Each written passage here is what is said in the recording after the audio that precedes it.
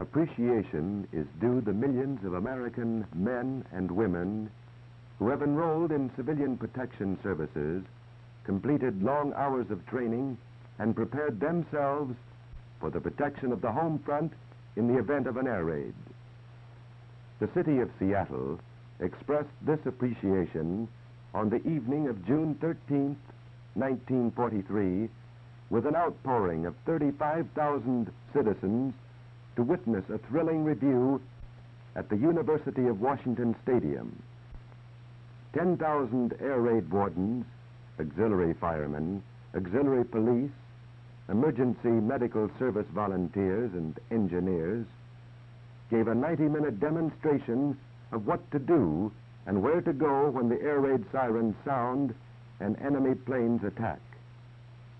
The review began with a parade of volunteers, preceded by a color guard, which formed in front of the reviewing stands where sat reviewing officers of the Western Defense Command and civilian dignitaries.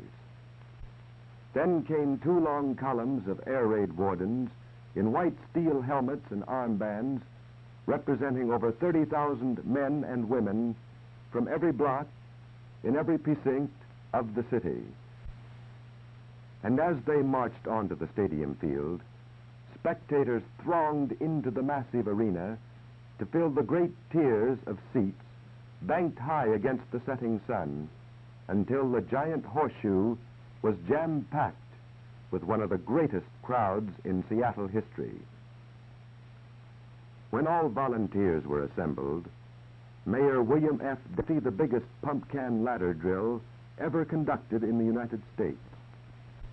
100 three-man teams of auxiliary firemen marched onto the field to demonstrate the proper use of pump cans from the top rung of 14-foot ladders.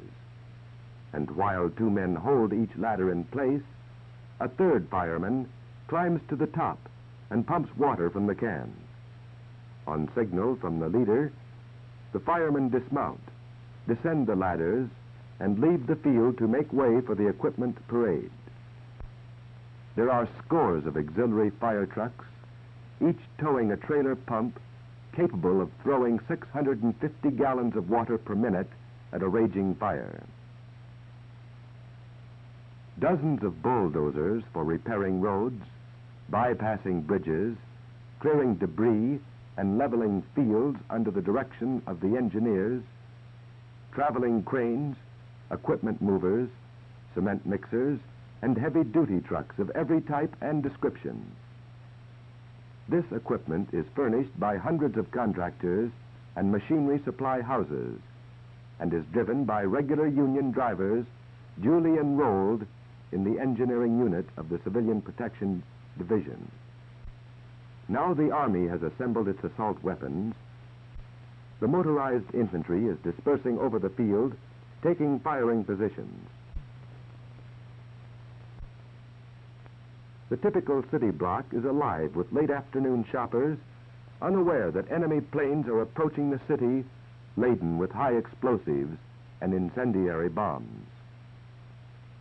And here are the planes, a flight of fighter bombers coming in from the ocean, flying low and fast. The anti-aircraft batteries open fire. Bombs hit the duplex and are burning in the attic. Slight panic has overcome the housewife as she runs out to call for help. Air raid wardens were on the alert. Here comes a pump can crew to attack the fire. Other pump can crews arrive. Soon, wardens have 3 solid streams of water playing against the bombs in the attics. The one on the right is burning more fiercely because that attic is filled with trash. Incendiary bombs also fall in the park area next to the duplex and are approached with caution lest they contain explosive charges. Air raid wardens expose themselves as little as possible as they turn solid streams of water against the bombs from behind the protecting walls. These bombs may explode any time from 1 to 7 minutes after they fall. These girls fail to take cover on the first warning and find themselves in danger. A blister gas bomb has exploded nearby. The girls' clothing becomes contaminated. Air raid wardens take charge and direct them to the nearest doorway. The girls take off their contaminated clothing and go inside to cleanse themselves quickly and thoroughly to avoid injury. Specially trained decontamination squads from the engineering unit come out to cleanse gas-contaminated objects. The men of the unit are clothed head to foot in protective garments and equipped with shovels and brooms. The men post signs and spread a slurry of chloride of lime. The bombers come a second time. High explosives crash into the power station and corner grocery. The power line is hit. Telephone lines are down, disrupting communications.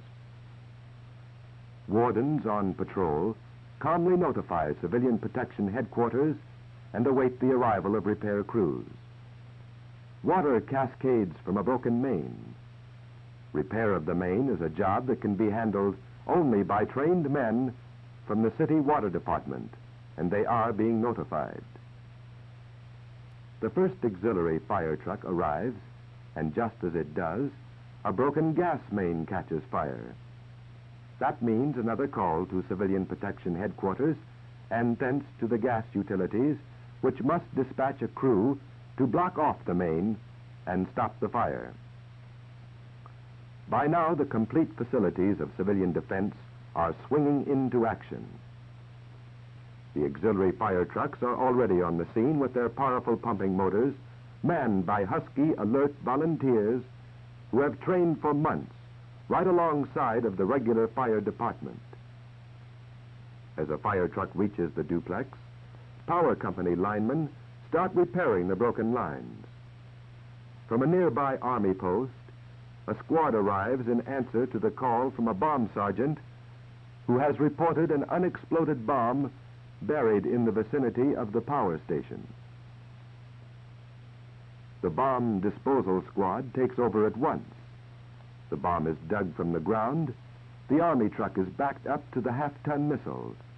Lifting gear is attached, and the bomb is loaded onto the truck. An army expert will deactivate the delicate firing mechanism, and the bomb will be destroyed. Sooner have the results of the second bombing been brought under control than a third flight of planes appears overhead. Blockbusters demolish the corner grocery and the entire block of buildings. Air raid wardens who happen to be on the street lie flat on the ground to escape the effects of concussion and smoke. All the branches of civilian defense must be called again.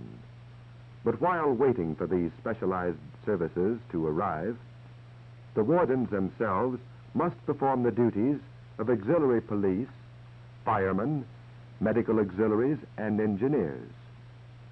Very quickly, these other services begin to arrive. In the din and wreckage, auxiliary firemen lay hundreds of feet of fire hose to nearby hydrants, while medical teams and wardens, aided by auxiliary police and engineers, rescue people trapped in the burning buildings. Medical care is given under the expert direction of physicians thoroughly experienced in treating for shock and asphyxia. These 3 victims have been rescued from the burning buildings and laid out on the ground to await medical care. The one on the right is moving as though in pain, possibly from a fractured leg. A doctor examines the patient carefully for injuries. The nurse takes the data furnished by the doctor, writes it on a tag, and pins the tag to the clothing, thus making it possible for medical care to begin immediately when the casualty reaches the hospital. If necessary, the nurse gives a hypodermic. The center casualty is apparently a victim of shock, while the one on the left is suffering from asphyxia. Naturally, the asphyxiated victim is the first to receive attention. The auxiliaries are called to take over, while the ambulance drivers bring stretchers. Loading the casualty on the stretcher in the proper manner is a specialized art. Here is a typical field team of the Emergency Medical Service in action.